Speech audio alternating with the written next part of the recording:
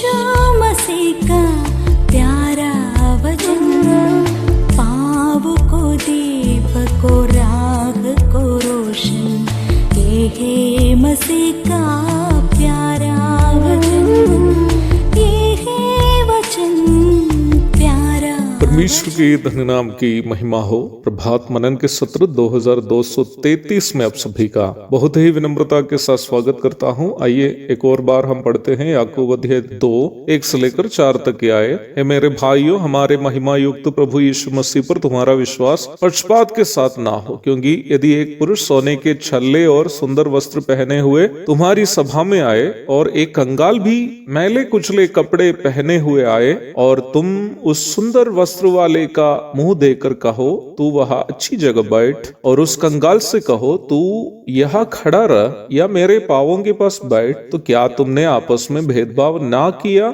और बुरे विचार से न्याय करने वाले ना ठहरे। आज इस भाग से एक भिन्न प्रकार का मनन में रखना चाहता हूँ। मुझे सुनने वाले सांवले लोगों को मैं एक सलाह देना चाहता हूँ। मैं भी सांवला आदमी हूँ, इसलिए अक्सर सांवले लोग अपने अंदर बहुत स्वयंहीनता की मानसिकता अथवा इंफीरियोरिटी कॉम्प्लेक्स अनुभव करते हैं। जब मैं स्कूल में पढ़ा रहा था, मुझे याद है मेरे क्लास में एक डॉक्टर का बेटा था जिनका नाम जयप्रकाश था। यद्यपि अच्छे घर से ताल्लुक रखने वाला बच्चा वो था, पर सांवले होने के कारण क्लास में हमेशा निराश और उदास चेहरे से वह बैठता था। क्लास में केवल वही एकमात्र सांवला बच्चा था। प्रभु की दया से मुझे उसकी समस्या समझ में आया, क्योंकि मैं भी सांवला हूँ, और उसका काउंसलिंग करने के लिए भी प्रभु ने मेरी मदद की। तत्पश्चात वो बाद में बहुत खुश नजर आने लगे और पढ़ाई में भी अच्छा अंक लाने लगे।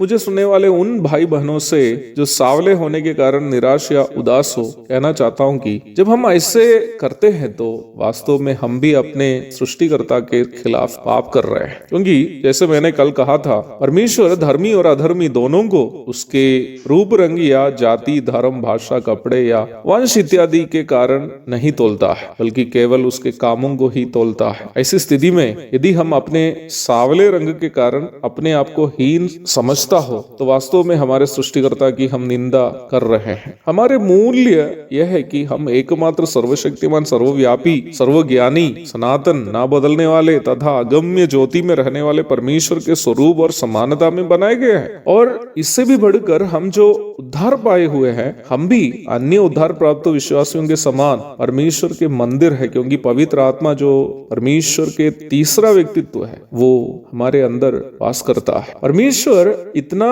मूल्यवान करके हमारी सृष्टि करने के बाद यदि हम अपने सांवले रंग को देखकर निराश रहे, तो वास्तव में हम अपनी भावनाओं से परमेश्वर की निंदा कर रहे हैं। जब मैं अपना विद्यार्थी जयप्रकाश से बात कर रहा था, उस समय वह शायद 10 या 12 साल के छोटा सा बच्चा था। उसको समझने वाली भाषा में केवल 1 और 2 बातें मैंने उससे बताया कि वो अपने सांवले होने की हीन भावना से बाहर आ जाए। वह एक हिंदू परिवार से ताल्लुक रखने वाला एक बच्चा था, इसलिए मैंने उससे कहा, बेटा जयप्रकाश, क्या तुम जानते हो कि हिंदू धार्मिक पुस्तकों के अनुसार राम, कृष्ण और शंकर आदि मुख्य देवताएं सांवले रंग के हैं, फिर भी लोग उनकी पूजा करते हैं, आराधना करते हैं। अर्थात तुम्हारा रंग भगवानों का रंग है, जो क्लास के दूसरे कोई बच्चा को शायद नहीं मिला। वो मुझे देखकर मुस्कुराने लगा। मेरे मन में उस समय उस बच्चे को खुश करना केवल उद्देश्य था, इसलिए ऐसा मैंने कहा। स्कूल से जाने के बाद भी वो मुझे हर नया साल में न्यू ईयर कार्ड्स भेजते रहा। एक छोटी सी काल्पनिक कहानी छोटा जयप्रकाश को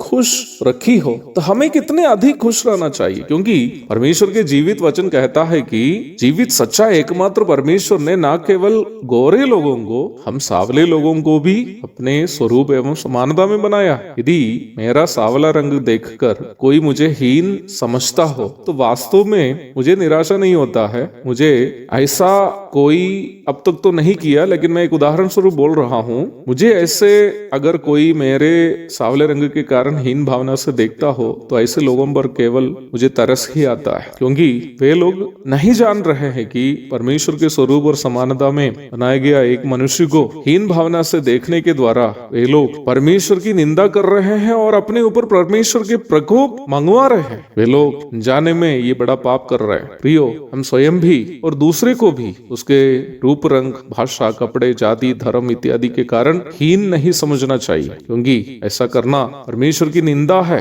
ऐसा करने के द्वारा हम परमेश्वर के प्रकोप को हमारे ऊपर ला रहे हैं, क्योंकि परमेश्वर उन लोगों का भी परमेश्वर है, भूलना नहीं है। एक और शुभ दिन की धन्य कामनाओं के साथ आज का मनन में यहाँ समाप्त करता हूँ। प्रभु आप सबको आशीष दे। आमीन।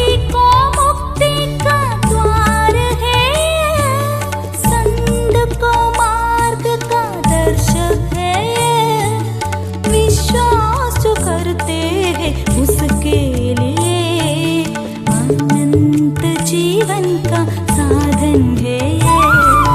ये है वचन, प्यारा वचन, यीशु मसीह का प्यारा वचन। ये है वचन।